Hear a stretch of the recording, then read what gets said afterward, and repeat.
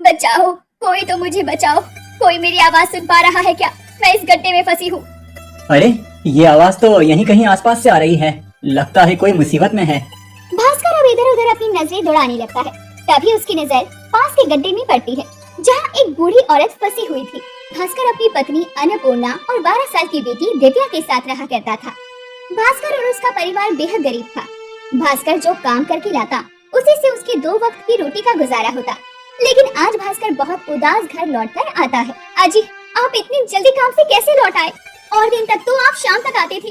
आपकी तबीयत तो ठीक है ना? हाँ अन्नपूर्णा, तबीयत तो ठीक है, लेकिन किस्मत खराब है। मुझे कुछ समझ नहीं आ रहा, क्या करूँ। ऐसी बातें क्यों कर रहे हैं आप? कोई बात हुई है क्या?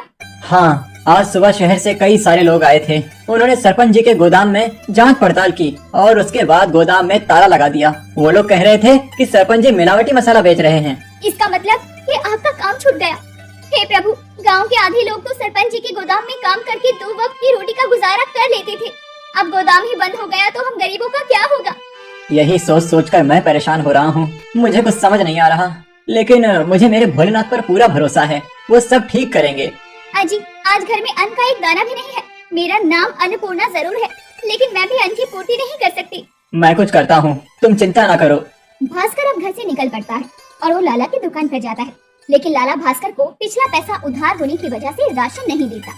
अब वो इधर उधर भटकता है, लेकिन उसके हाथ कुछ नहीं लगता और फिर से भास्कर उदास होकर घर आता है। क्या हुआ, खाली हाथ लौट आए?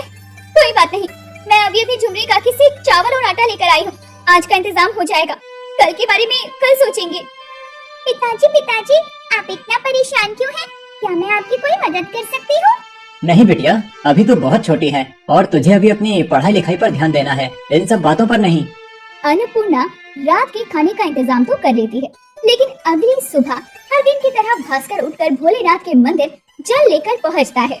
हे प्रभु, इस विपदा में मेरी मदद करना।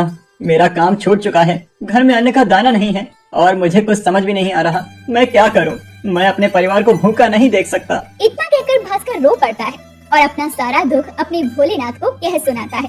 अब जब भास्कर घर आता है तो वो देखता है कि उसके घर से साधु भिक्षा मांग कर लौट रहे हैं। अरे अन्नपूर्णा, तुमने उन साधु बाबा को खाली हाथ तो नहीं लौटाया ना? जी नहीं, आधा कटोरी आटा और थोड़ी सी चावल थी तो मैंने उन्हें दे दिए। हमारे द्वार पर कितनी आस के साथ वो साधु बाबा आए थे, भला मैं उन्हें खाली हाथ कैसे लौटाती? अगर मेरे पास कुछ ना होता तो मैं उनसे क्षमा मांग लेती। अब तो घर में अन्न का एक भी दाना नहीं है। ठीक है, मैं काम ढूंढने निकल रहा हूँ, कहीं न कहीं से बंदोबस्त हो ही जाएगा।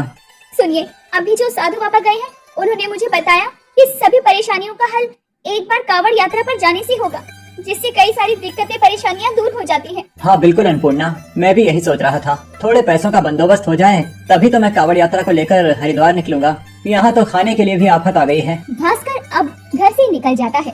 वो काम की तलाश में था और कई जगह काम मांगता भी है, लेकिन उसे कहीं कोई काम नहीं मिलता। अब वो थक कर एक दुकान के पास बैठ जाता है।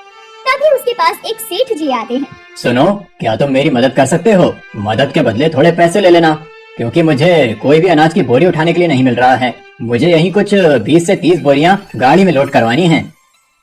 हाँ हाँ साहब, जरूर जरूर, मैं अभी आपकी अनाज की बोरियां गाड़ी में लाद देता हूँ। इतना कहकर भास्कर गाड़ी में बोरियां लादने लगता है। कुछ ही समय में अनाज की बोरियों को वो गाड़ी में लाद देता है। सेठ भी खुशी से भास्कर को 500 रुपए देते हैं, जिसे देखकर भास्कर खुद से कहता है, चलो आज के खाने का बंदोबस्त तो हो गया और साथ में हरिद्वार जाने का भी बंदोबस्त। क्या तुम हरिद्वार जा रहे हो? अरे वाह वाह, क्या बात है। ये लो 5000 रुपए। इन पैसों का तुम गंगा मैया को प्रसाद चढ़ा देना और जो बचे वो अपने पास रख लेना। भास्कर अब उन पैसों को लेकर घर आता है और उनमें से कुछ पैसे भास्कर अपनी पत्नी को देता है और कुछ पैसे निकाल कर अब वो निकल पड़ता है अपनी यात्रा के लिए।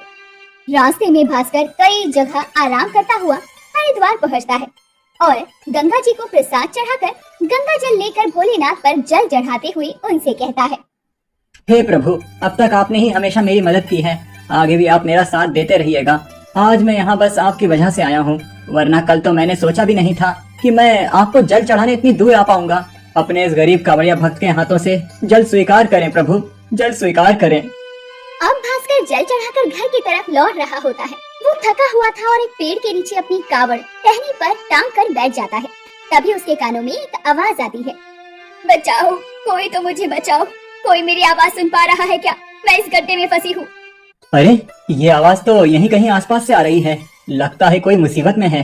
भास्कर अब इधर उधर अपनी नजरें दौड़ाने लगता है। तभी उसकी नजर पास के गड्ढे में पड़ती है, जहाँ एक बूढ़ी औरत फंसी हुई थी। अरे अम्मा, इतनी सुनसान जगह पर आप क्या कर रही हैं? पहले आप इस गड्ढे से बाहर आइए। बेटा, तुम्हारा बहुत बहुत शुक्रिया जो तुमने मेरी मदद की। कब से मैं इस गड्ढे में फंसी हुई हूँ। मैं तो इस जंगल से लकड़ियाँ लेने गई थी और गड्ढे में गिर गई। कोई बात नहीं, बताइए आपका घर कहाँ है? मैं आपको आपके घर तक पहुँचा देता हूँ। मेरा कोई ठिकाना नहीं है, मेरा कोई घर बार नहीं। मैं जहाँ ठहर जाऊँ वही मेरा घर और ठिकाना हो जाता है। तुमने मेरी मदद की, इसके लिए तुम्हारा बहुत बहुत शुक्रिया बेटा। ये लो, ये भोलेनाथ का प्रसाद है। मेरे तो बहू बेटे है नहीं, तो इसे तुम ही रखना और अपने बच्चों को खिला देना। भास्कर उस बूढ़ी औरत का दिया हुआ प्रसाद ले लेता है। अब वो बूढ़ी औरत भी वहाँ से चली जाती है और भास्कर अपना कावड़ लिए घर की तरफ निकल जाता है और कई घंटों का लंबा सफर तय करके घर पहुँचता है। घर पहुँचने के बाद वो सबसे पहले सेठ जी के पास प्रसाद देने पहुँचता है, लेकिन उसे वहाँ पर कोई गोदाम नजर नहीं आता, जहाँ उसने कई दिनों पहले गाड़ी में अनाज की बोरियां लादी थी। अरे गोदाम तो यही था, लेकिन मुझे गोदाम कहीं आसपास नजर क्यों नहीं आ रहा? अब भास्कर पास की चाय की दुकान पर चाय बना रही एक काकी से पूछता है। अरे काकी, यहाँ पर जो गोदाम था वो कहाँ गया? मैंने यहाँ पर कुछ दिन पहले कई सारी अनाज की बोरियां गाड़ी में लादी थी और अब मैं यहाँ पर आया हूँ तो वो गोदाम मुझे कहीं दिखाई नहीं दे रहा। अरे बावड़ा हो गया है क्या? यहाँ कोई गोदाम कभी भी नहीं था और तू किस गोदाम की बात कर रहा है? अरे नहीं नहीं, यहाँ कोई गोदाम नहीं है, लगता है कोई सपना देख लिया होगा तूने बेटा। नहीं नहीं, सच में काकी, यहाँ पर कुछ दिन पहले गोदाम था, मैंने उस गोदाम से अनाज की बोरियां लादी हैं। भास्कर भी घर जाकर अपनी पत्नी अन्नपूर्णा को सारी बात बताता है। अन्नपूर्णा भी ये बातें बहुत अजीब है, इसी बात की हाँ में हाँ मिलाती है। तभी भास्कर अन्नपूर्णा से उस बूढ़ी औरत का दिया हुआ प्रसाद का नारियल तोड़ने को कहता है। उस थैली में कई सारे नारियल थे। जब अन्नपूर्णा उस नारियल को तोड़ती है तो उसमें से पैसे, सोने चांदी के सिक्के मिलते हैं और ये देखकर अन्नपूर्णा और भास्कर दोनों ही हैरान रह जाते हैं। पहले मुझे गोदाम का दिखाना, सेठ जी का पैसा देना और मेरी मदद करना, और जब मैं कावड़ यात्रा से लौट रहा था तो उस बूढ़ी अम्मा का मुझे प्रसाद देना और प्रसाद में ये सोने चांदी का निकलना, ये सारी बातें मुझे समझ नहीं आ रही। अरे समझना क्या है, ये सब भोलेनाथ की कृपा है। हम गरीबों पर भोलेनाथ ने धन की वर्षा कर दी है। इतने सारे सोने चांदी मैंने पूरी जिंदगी में कभी नहीं देखे। तुम बिल्कुल ठीक कह रही हो। भोलेनाथ का पहले मेरी मदद करना, फिर इस गरीब की कावड़ यात्रा, सब कुछ भोलेनाथ की कृपा की वजह से हो पाया है। वरना जहाँ एक दिन पहले तक हम दाने दाने को मोहताज थे, वहाँ मैं कावड़ यात्रा लेकर हरिद्वार जाने की सोच भी कैसे सकता था। हे प्रभु, सच में आपने इस गरीब पर इतना बड़ा उपकार किया है। हाँ प्रभु, आपका हम किस तरह धन्यवाद करें हमें समझ नहीं आ रहा। सच में भोले तो भोले हैं, वो अपने भक्त को कभी भी कष्ट में नहीं देख सकते। गरीब भास्कर की कावड़ यात्रा वो कभी नहीं भूल पाता। जिस तरह से अनाज सेठ का मिलना, उसकी मदद करना और भास्कर की कावड़ यात्रा पर मिली उस बूढ़ी औरत का भास्कर को प्रसाद देना और प्रसाद में से सोने चांदी के सिक्के निकलना, ये सब भोले ने अपने भक्त पर प्यार ही तो बरसाया था।